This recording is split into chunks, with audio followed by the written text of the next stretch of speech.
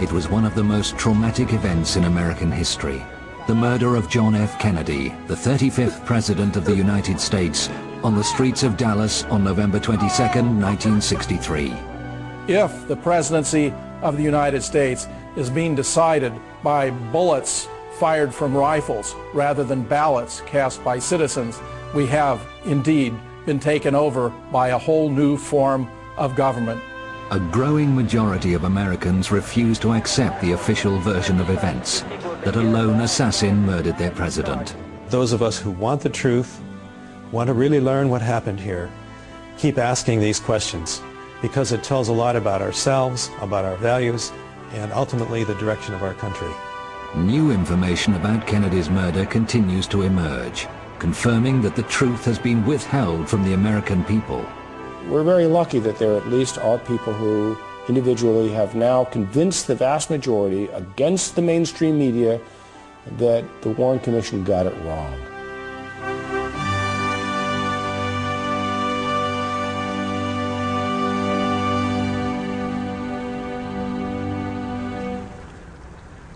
From his hometown of Duluth in Minnesota, one of those questioning critics of the official version of events is Professor James Fetzer. The resurgence of interest in the death of JFK had repercussions when Congress passed the JFK Records Act in 1992 that created a 5-civilian-member board entrusted with the responsibility to review and declassify documents that were held by the CIA, the Secret Service, the Office of Naval Intelligence, and so forth. We know from its own report that it had some significant failures. For example, and the Secret Service, which deliberately destroyed motorcade records that would have revealed that the motorcade in Dallas was a travesty, a violation of at least 15 different Secret Service policies for presidential protection. This behavior on their part raises the most serious and disturbing questions about their complicity in the entire affair.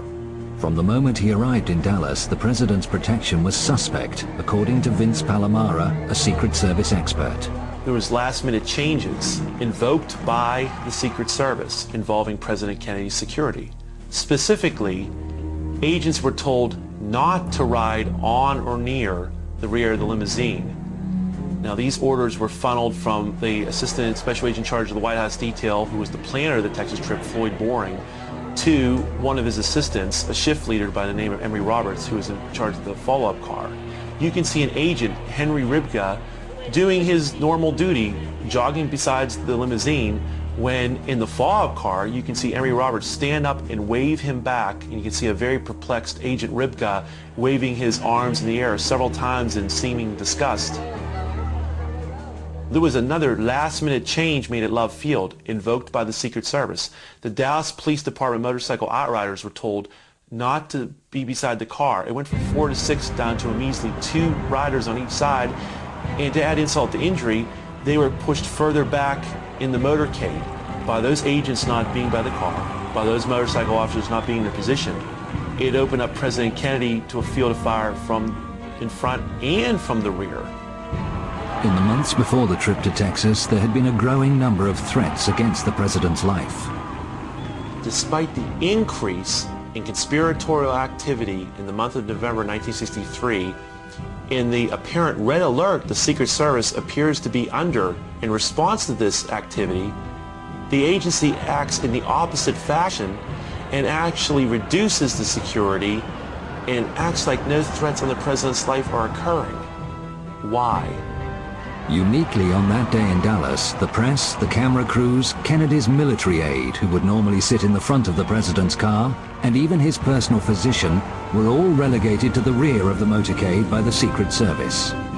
In a conventional motorcade, the president would be somewhere in the middle, surrounded by security and the press. In this case, the presidential limousine was set right out in front of every other limousine, which of course is the reason why the Secret Service destroyed the records of its own motorcades when they were asked for them by the Assassination Records Review Board. The most suspicious behavior by shift leader Emory Roberts was to be at the time of the shooting in Dealey Plaza. Tragically, he actually ordered the agents not to move during the heart of the shooting.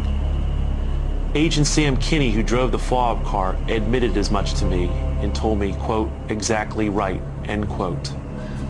And all these deficiencies begin and end with the Secret Service, because they were the prime movers. They were the ones who were directing the security arrangements from Washington up to and including in the heart of Dallas during security meetings.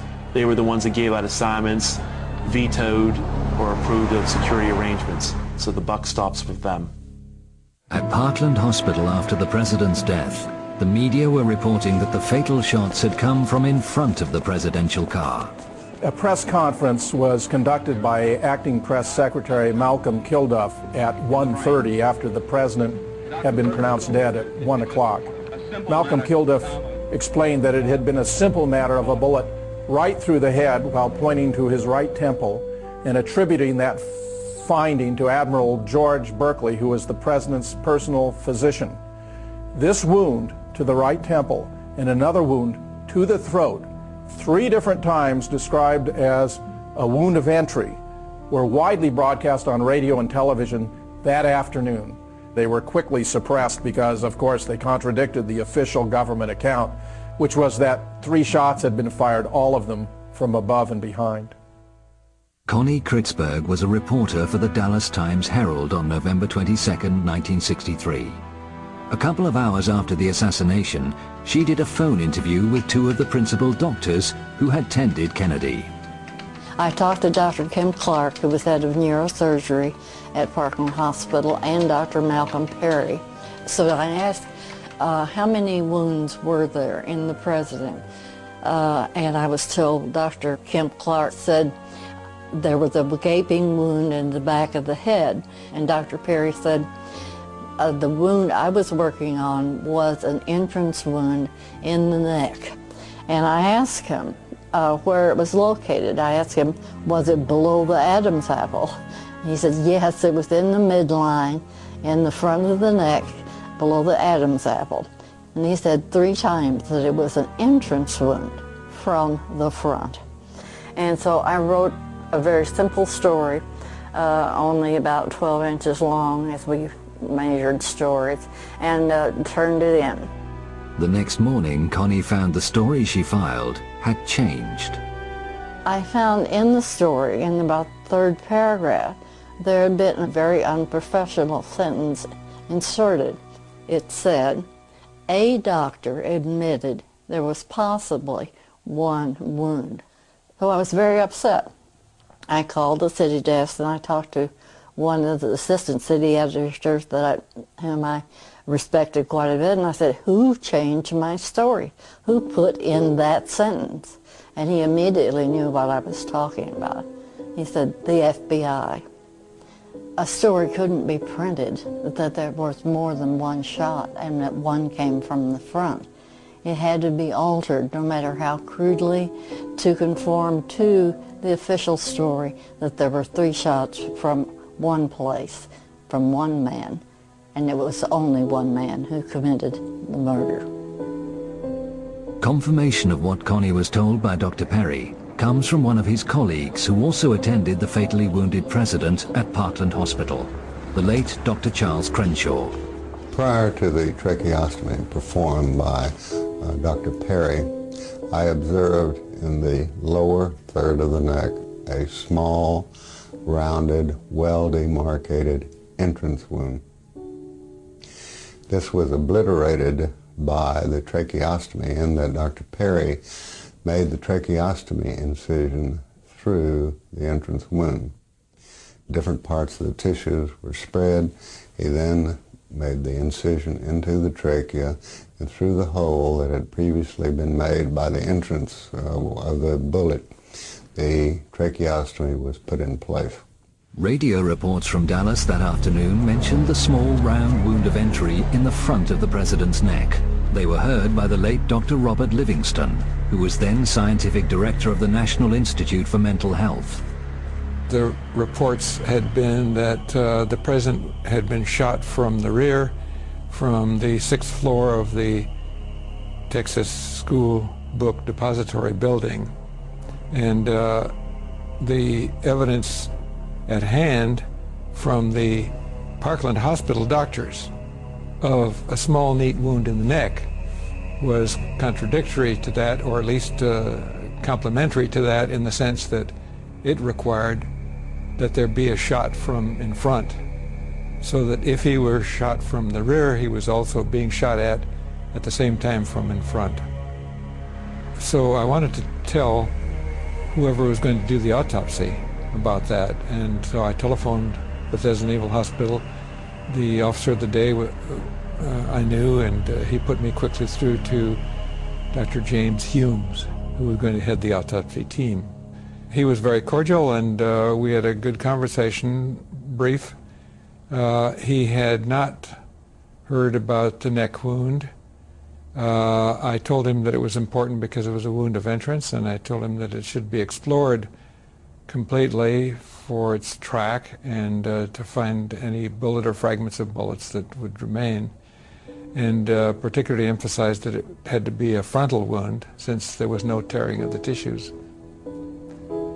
He left the telephone momentarily and came back and said, "Dr. Livingston, I'm sorry I can't continue this conversation. The FBI won't let me." Humes later claimed he only learnt about that bullet wound after the autopsy from one of the Dallas doctors. He never examined it. I'm absolutely certain about that telephone call. I'm sure that Dr. Humes got a clear impression from me about the neck wound representing a wound of entrance. Further corroboration of a shot fired from in front of Kennedy's car came from the late Dr. Evalia Glanges in her only filmed interview. She was no stranger to guns. I've been handling a gun since I was a child. Couldn't even hold the gun. I had to put it on the fence in order to shoot it. Paul! On the morning of November the 22nd, 1963, I was a second-year medical student at Southwestern Medical University in Dallas, Texas. We ran around the side of the building to the emergency room exit, and the presidential limousine was there. Had been standing there for some time just watching the back of the emergency room when I realized that there was a bullet hole in the windshield. Talked to my friend next to me and said, "Look, there's a bullet hole in the windshield," and pointed it out to them. At the time, I did not know any of the details of the shooting. I was quite shocked when I looked up and saw the bullet hole, but it was very clear. It was a through and through bullet hole through the windshield of the car from the front to the back. I don't believe there's even any cracks associated with that bullet hole. It seemed like a high-velocity bullet that had penetrated from front to back in that glass pane. At which point a security officer of some type raced forward and jumped in the limousine and drove it off even as I was leaning against it to an area back of us somewhere. And that was the last time I saw the limousine. The Secret Service made certain no authority in Dallas had an opportunity to examine the bullet damage to Kennedy's car. The Secret Service also usurped Dallas authority and removed the Kennedy limousine from Parkland Hospital and flew that limousine back to Washington, D.C. For over a decade, researcher Doug Weldon, a professor of criminal justice and an attorney, has studied Kennedy's limousine and what happened to it in the hours after the assassination.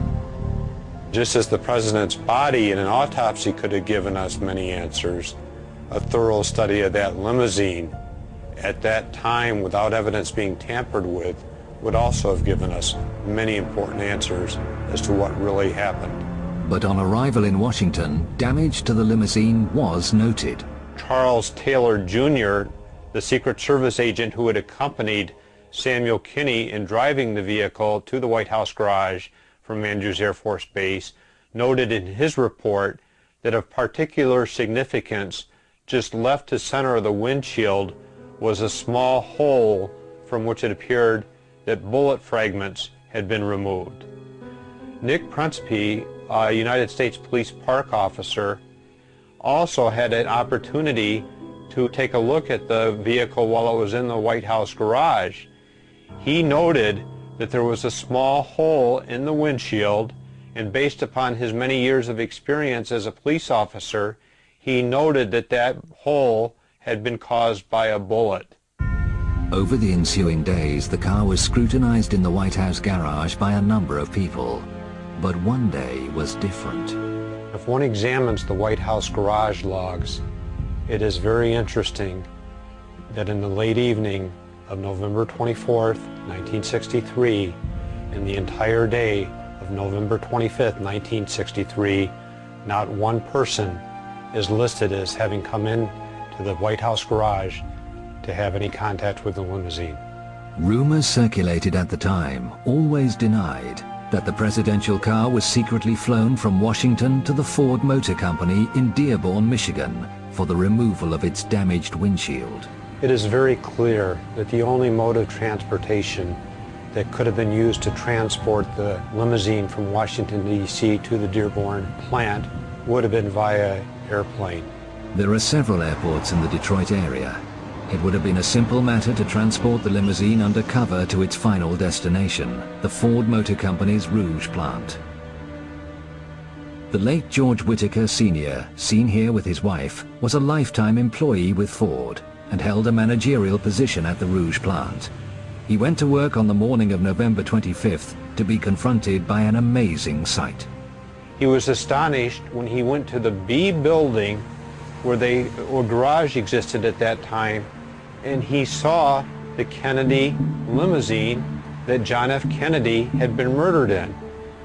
The interior of the limousine had completely been stripped, and the windshield was not in the limousine. He went to the glass lab where he was in charge of laminating glass, and the glass lab door was locked. He knocked on the door, and it was open, and two of his subordinates were in there with the windshield that had been removed from the vehicle. They were under orders to take that windshield and use it as a template in making a new windshield. But what fascinated him, and which he discussed with his family and no one else until he spoke with me, was that he saw a hole in the windshield. It was a good, clean bullet hole right straight through from the front. Right. This had a clean, round hole in the front and fragmentized from the front to the back. Mr. Whitaker had 30 years of experience working with glass and had seen many tests performed on glass, including tests performed with firearms. He described that hole as being in the same location that Charles Taylor Jr. of the Secret Service had described the hole in his report. And of course, without knowing that anybody had observed it before then, but he also was absolutely 100% convinced that that shot had to emanate from the front of the Kennedy limousine, thus indicating that a shot had been fired from the front, to his mind, to 100% certainty. I asked him what had happened to the original windshield. His answer to me was, "We scrapped it." I said, "You destroyed it?" And he says, "That's right. Our orders were to scrap that windshield." After George Whitaker died in 2001, this statement was found amongst his possessions, reaffirming for future generations exactly what he had told Doug Weldon 8 years previously. This document was discovered, and for me, it gave the final stamp of approval that what he told me on that August day in 1993 was in fact the truth of what really happened. One of the assassination's most significant smoking guns, indicating both a conspiracy and a cover-up, is kept here. Kennedy's original autopsy photographs, taken at Bethesda Hospital on the night of his death, have always been used to support the lone gunman theory. I've looked at these autopsy photographs at the National Archives on many occasions now. I've actually been there on 9 separate visits. When the photographs of the back of the head at the autopsy were shown to 16 Parkland doctors, all 16 said they did not recognize that photograph as what they had seen in the emergency room at Parkland Hospital. How many people did recognize it? 0. When I went to the archives to look at these photographs of the back of the head, there's a pair of photographs, so I used the stereo viewer. And what I saw was really quite shocking. This whole area of hair on the back of the head, with the hair standing up, looked as if it had been glued in one particular plane in space. It was two-dimensional, whereas the rest of the photograph is three-dimensional. And the 3D effect occurs for virtually all the other pairs of photographs, so this was unique. The back of the head, this area, and the hair sticking up here looked as though it was simply two-dimensional, as if it had been glued into one position in space, in one plane. It was most bizarre. What does that mean? Photographic forgery. We get a 3D effect for all the image except for the place where it's exactly the same because it's been dubbed in. So they took out basically the part where the hole was, and instead they used a soft matte insert to put in the same image on each of these photos of the back of the head so that it would look like there was no damage back here. If there's a big hole at the right rear of the head, that means a shot from the front. That can't be Oswald. So the conspirators were hard-pressed at this point. They had to get rid of that big hole at the back of the head, or it would have clearly shown shots from the front and no possibility of a lone gunman. Remarkable testimony regarding the autopsy photographs comes for the first time from veteran World War II photographer Joe O'Donnell. He worked for the State Department and then the U.S. Information Agency for a total of 23 years, serving with distinction under 6 presidents. He was devastated by Kennedy's death. He was a fine man, he really was. And I hate to say it, but I really loved him. I really did. Wonderful person. A close colleague of Joe's for many years was the late Robert Knudsen, a Navy photographer who was permanently attached to the White House. He didn't have many friends, not in the press. They were envious of him. But he was a very nice fellow. We always got along great. On the night of Kennedy's assassination, Robert Knudsen never came home. He returned to his family 3 days later, deeply disturbed. He told them he had taken many photographs of the president's body in the morgue at Bethesda, and that it was the hardest assignment he'd ever had. He said the Secret Service had controlled all of the film. A few days after the assassination, I was at the White House in the press room, and Knudsen came to me, and he said, Joe, I have something I want to show you. So I went back to his sort of a workroom, and he pulled out an envelope and showed me about 12 pictures, 5 by 7, and had all these pictures of the president on his stomach and on his back, and could see the hole here, about 3/8 of an inch, and the back of his head above the line, big hole about the size of a grapefruit. And then a couple days later, maybe a day later, he said, Joe, have a minute? And I said, sure. He said, I want to show you something. Those pictures I showed you the other day, these are the same ones, but a little different. And I said, what do you mean? He said, let me show you. He got the first one out, and I said, no hole. He said, no, they covered it up. And I looked in the back. The hole was neatly covered up. And I said, who did that? He said, well, I didn't do it. I said, well, I'm not saying you did, but I'm surprised. There is no record of Robert Knudsen attending Kennedy's autopsy, yet he had photographs in his possession that had clearly been altered to disguise a shot from the front. These photographs were always in the control of the Secret Service. So whoever changed this, whoever modified it, either had to be in the government or had to have the approval of the government to do this. We certainly can't imagine the Mafia, for example, doing this, or the Soviets. There's just no way. It had to be someone with government approval. The government continues to be haunted by the discrepancy between the wounds the autopsy photographs show and what the Dallas doctors actually saw. In the late 70s, the House Select Committee on Assassinations looked at the evidence of the Kennedy assassination, and one of the most disturbing things about that evidence when they looked at it was the fact that there were a team of doctors where Kennedy had been taken right after he was shot in Dallas. These are Dallas doctors who were experienced in trauma who had said he had a hole in the back of his head. The House Select Committee on Assassinations was trying to say that Oswald had done it, and with a hole in the back of the head, if you're being shot in the back and the bullet blowing out in front, that doesn't fit. So the House Select Committee reported that it had refuted the Dallas doctors. The Dallas doctors had all got it wrong because they had better witnesses. Their witnesses were the witnesses who were there in the morgue during the autopsy. And they said that 26 witnesses that they'd interviewed all endorsed the autopsy photographs showing the head wound up here. None of them agreed that there was a wound back here.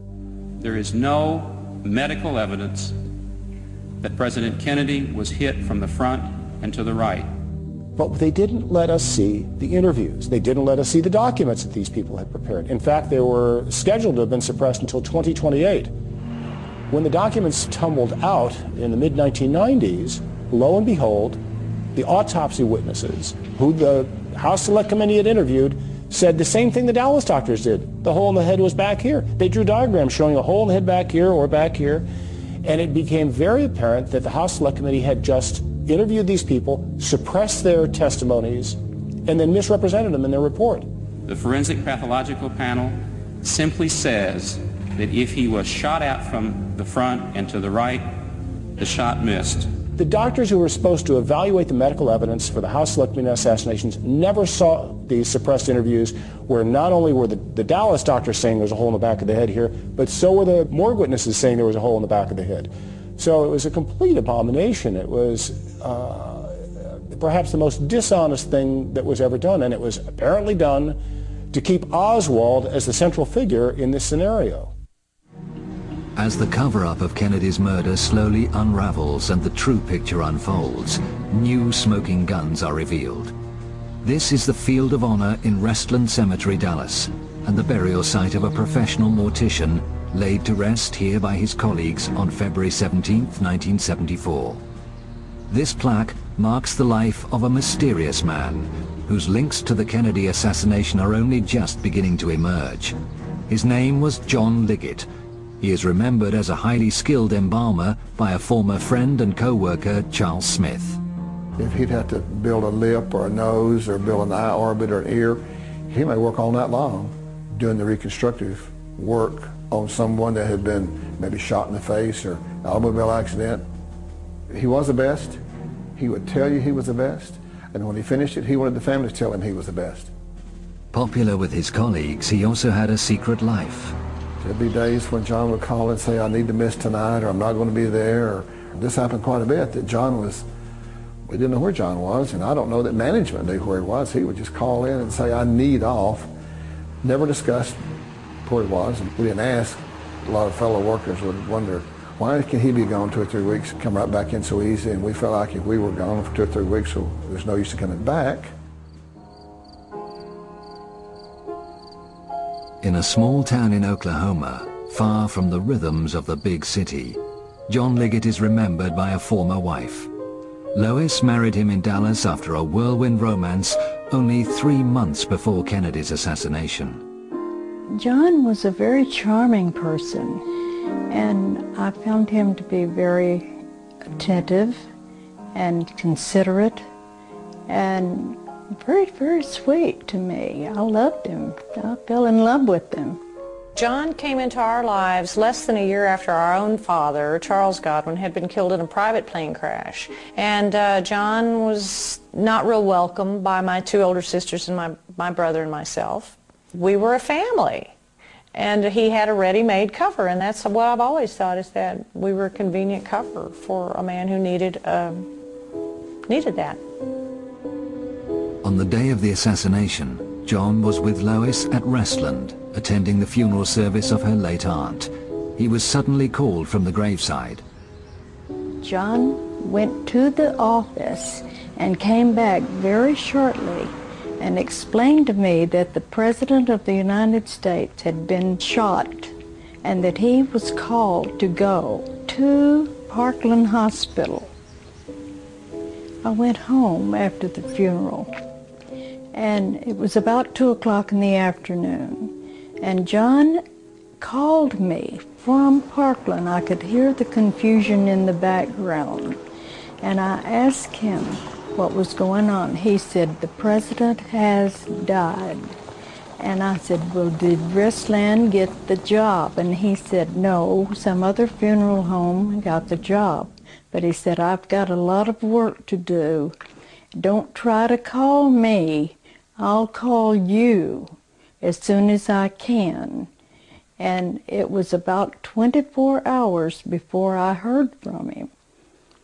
He came home and he walked in the door, and when I saw him, he physically looked like he had really been through a very traumatic experience.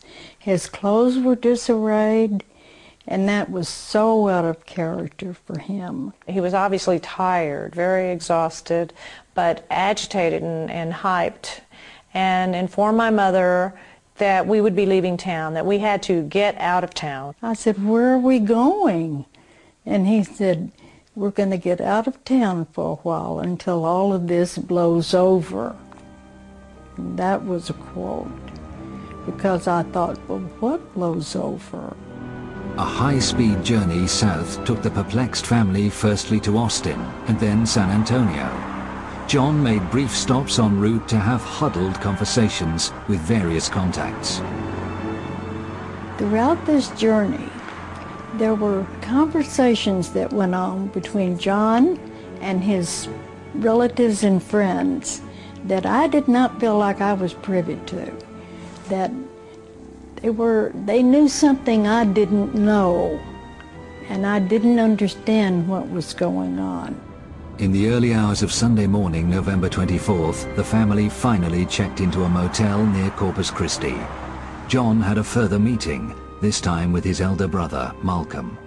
Here again, they had conversations that made me feel like I didn't belong, that they knew something I didn't know. I don't know why we were there, but it seemed to be very important to John that we were there. I do recall that every time I would see John in the room there, he was seated on the end of the bed, watching the television, and very intently watching the news, and chain smoking, because he did chain smoke. And when John was nervous, he had a little bit of a nervous tick in his cheek, which I always knew that he was a little nervous there. That's when he saw Oswald killed by Jack Ruby. He's been shot. He's been shot.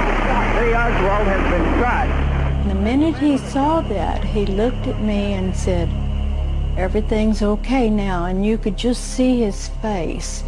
He was like all the pressure had been taken off of him. All of a sudden he was like, sigh of relief, let's go, we can go home now. It was basically, pack your things, come on, we're leaving, now we can go. We went back to Dallas, and everything went back to normal as everything could be under those conditions of the president's death. But their lifestyle changed. After the assassination, John seemed to come into a lot of money. The family moved into a luxury home, and Liggett became a big-time gambler, hosting some of the wildest poker parties in Dallas. The whole lifestyle, from the moment John Kennedy was shot, was just one chaotic thing after another. Either the police were involved in something he was doing, or his gambling was involved in something he was doing. It was just way over my head. The company he kept, the people, the pressure, it was just more than I could take. There was an occasion that my sister, Benny, and my mother both recall of a visit from one of John's rather eccentric friends from New Orleans. And he was a rather freakish character, and my sister claims that we made merciless fun of him, the kids, my brother, my sisters, because he was rather odd with the painted-on eyebrows and the wig. He was a rather freakish man. John said to us that this was a friend of his from the Civil Air Patrol, that they had been in Civil Air Patrol together. And we believe this was David Ferry. David Ferry was a prime suspect in the 1967 Garrison investigation into Kennedy's assassination. He was found dead in his New Orleans apartment before he could be interrogated. really believe that John Liggett was somehow involved in the John F. Kennedy assassination. I think his role was to do something with the body. To the body, how alter it, fix it, I have no idea. Now, he may have even gone with it to Bethesda. He had plenty of time to do that. I think his job was to do something with that body of John F. Kennedy. Liggett's lifestyle led Lois to divorce him in 1966. They both remarried but remained close. In 1974, out of the blue, Liggett was arrested for attempted murder. This Dallas home was the scene of a vicious crime. Dorothy Peck, a friend of John Liggett's, suffered horrendous injuries and was left for dead, but survived to identify Liggett as her assailant. The police were swiftly linking him with other brutal killings in the Dallas area. He was imprisoned in the county jail, but the police were not allowed to interrogate him. John had been held on remand for almost a year when his brother Malcolm insisted on meeting Lois in a park in Austin. He was very secretive about this meeting, and he wanted to walk. He wouldn't talk to me in my car, and he told me at that time not to have any further contact with John, that it would be in my best interest not to. In fact, he said, if you care anything at all about your children or yourself, you will not see him or correspond with him anymore. And I think that Malcolm felt that if I talked to John, John would tell me something that either Malcolm or someone Malcolm knows didn't want John to tell me. And I really believed that. I was so frightened by this action that I moved to Lubbock, Texas. And a few weeks later, I had a phone call from a friend there who told me that John had been shot in the back and was dead. On the morning of February the 14th, 1975, Liggett was being transferred with other prisoners from the courthouse in downtown Dallas to the nearby county jail. The police vehicle had entered the garage when Liggett, using a hidden key, slipped out of his handcuffs and made a bid for freedom. A single shot in the back, fired by a sheriff's deputy, killed him instantly. I feel like Malcolm knew that there was something that was going to happen. I feel that he knew more than he was saying to me. And it frightened me, for myself and for my children. But the mysteries do not end with Liggett's death. In 1992, Deborah, for the first time, met Leona, John's wife at the time he died. Although reluctant to talk, Leona recounted a visit to Restland to view Liggett's body prior to burial. She came out from East Texas to Dallas, and she was shocked and surprised because to her, this was not John. It wasn't John there. She said that the person that was in the casket that she was shown had a mustache, and this to her was also an indication this was not John, and I too would have to think not, because John never, as long as I'd known him for the many, many years, could even grow a mustache. I did get the distinct impression that Leona was very nervous, even at that time in 1992, to speak with me about the details of John's death and her suspicions that it was not John that was buried there, and probably rightly so. I think I would be very nervous to know that as well, and I think I am. John's brother Malcolm handled the funeral that took place 3 days after the shooting. John's former colleague Charles Smith was there. There's no doubt the person that we handled the funeral for, the person that we embalmed, the person that I helped dress and we put in a casket and handled the funeral service for, that was John Melvin Liggett. That was a John Liggett that we knew for several years prior to this incident happening. But the story does not end there. After his divorce from Lois, John worked in Las Vegas for 3 years as a dealer. He had close contacts there. Recently, Lois was on vacation in Vegas with her grandchildren when she had the most extraordinary experience. We were in a casino, and I saw someone that looked exactly like John Liggett. And he turned around and looked at me and heard me call one of my grandchildren's names. And when I did, he looked at her, and he looked back toward one of the people that worked with him, turning his back to me, and said something to him about me because he pointed back of himself toward me. But we didn't stay around to find out if that was John or not. I was pretty shaken by it. I really felt like from the back of his head, and when he turned around and faced me, I thought it was John Liggett. So it wouldn't surprise me a bit in the world if he were in Vegas. In fact, that's the most logical place I can think of that he would be. Lois and Deborah's suspicions about John Liggett's ties to the assassination are reinforced by a photograph that has emerged in recent times. It was taken at Jack Ruby's Dallas nightclub, The Carousel, prior to the assassination and Ruby's shooting of Oswald. Obviously, one would recognize Jack Ruby. Immediately to his right is John Liggett's brother, Malcolm Liggett. His wife, Suzanne, the blonde, to his right. We met her several occasions that she was at our home. The last I recall seeing Malcolm Liggett was at my mother's residence in Dallas, and this was at the time that John was still in jail in Dallas. The woman with the dark hair and the black dress in the center of the photograph is Iris Campbell.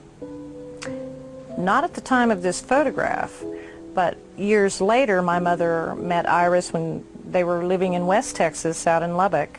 My mother was a member of the Episcopal Church, St. Paul's there in Lubbock, and Iris came in one day and had expressed an interest in becoming an Episcopalian and joining the church. And she and my mother became very dear friends, and later also became my daughter's godmother.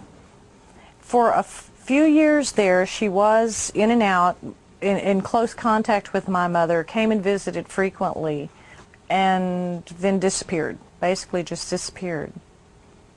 And I've not seen Iris Campbell, and neither has my mother, for many, many years. She just kind of faded out. Prior to seeing this photograph, I was unaware of any connection between the people that I do know and Jack Ruby. And it does put them in context then as acquaintances of Jack Ruby's. I really think that maybe John had something to do with government business. I really believe his death had something to do with the John F. Kennedy connection. What exactly, I don't know, but I believe it. Much may still remain obscure, and many questions wait an answer. But as more and more courageous Americans speak out, the smoke begins to clear, revealing the hidden truth that lies behind the assassination of President John F. Kennedy.